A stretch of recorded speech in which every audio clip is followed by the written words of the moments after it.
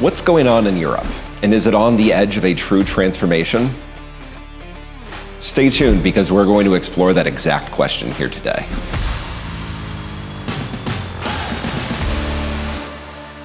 Hey everyone, and welcome to our channel. Today we're going to talk about what economists are calling the continental divide.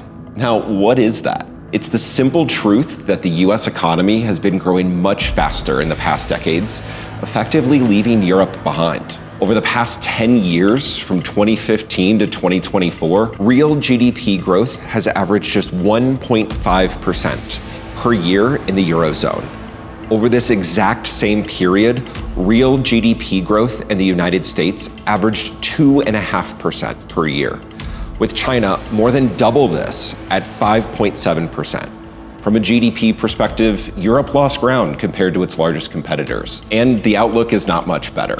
From 2025 to 2029, the IMF forecasts that average real GDP growth will be 1.3% per year in the Eurozone, while it's 2.1% in the United States and 3.8% in China. Slow GDP growth limits Europe's ability to invest and develop its economy to significantly improve its competitiveness. One thing is clear. A change of course is necessary. Europe must stimulate growth again in order to secure its prosperity in the coming years. While many may see this as a challenge, it actually presents a real opportunity for Europe to reinvent itself and explore new pathways for growth. In this video, we're going to explore what Europe can do to reignite growth and highlight some bright spots across the region today.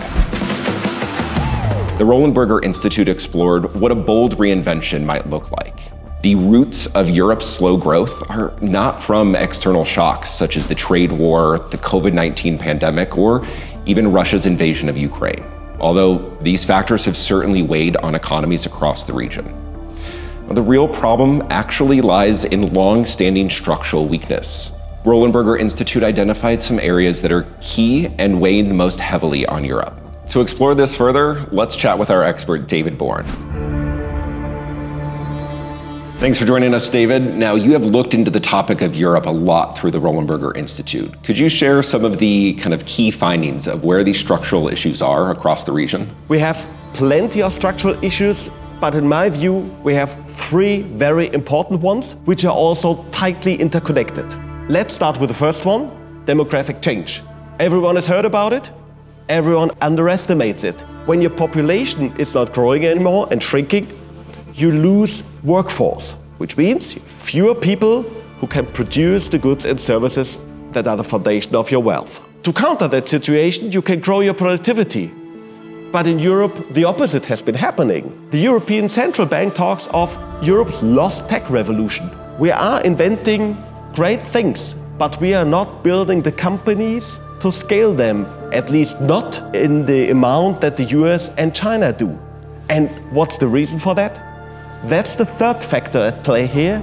It's a lack of investment. Most investments do not come from governments, whose budgets are strained anyhow, but most investment comes from the private sector. And we lack a unified European capital market to properly leverage that private capital to build and scale new innovative companies. I'm personally an optimist, so would love to hear what are the bright spots across the region. There has to be some.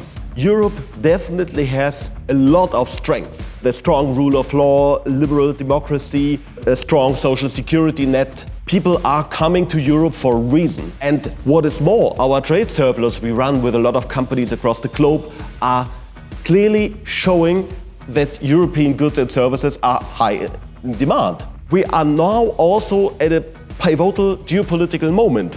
Now Europe starts going all in. This is necessary, and we're seeing the right steps finally, both at the European but also at the member state level. I really like the idea of going all in, leveraging the strengths of the region to really bring Europe back to the forefront of these kind of growth areas across the world. This brings us to the clear message for policymakers that emerges from the Roland Berger study.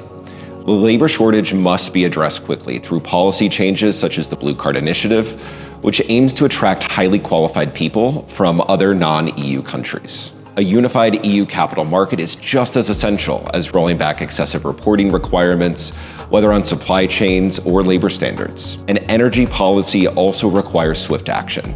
A more interconnected grid coupled with advanced storage solutions could provide businesses with what they need most: access to affordable energy.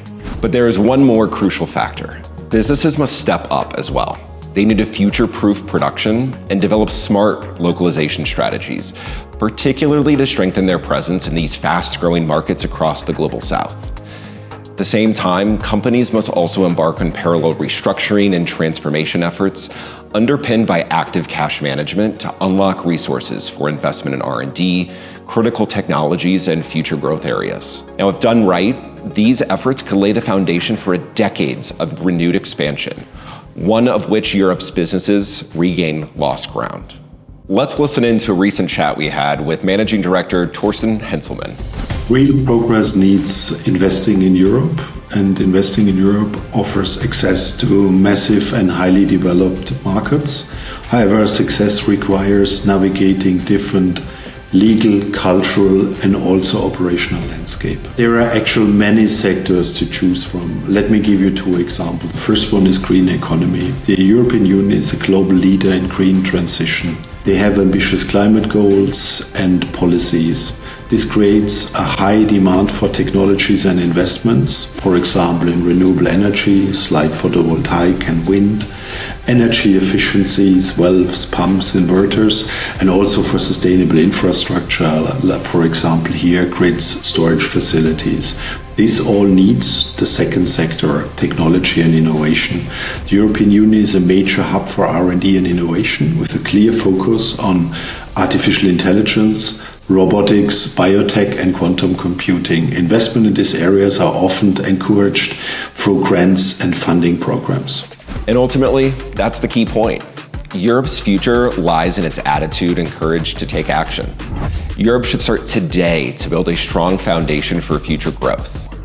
With intelligence and foresight, Europe can leverage its economic strengths to truly achieve greatness. Thank you all for joining us today. Don't forget to subscribe to our channel to learn more and stay up to date with all of our recent insights.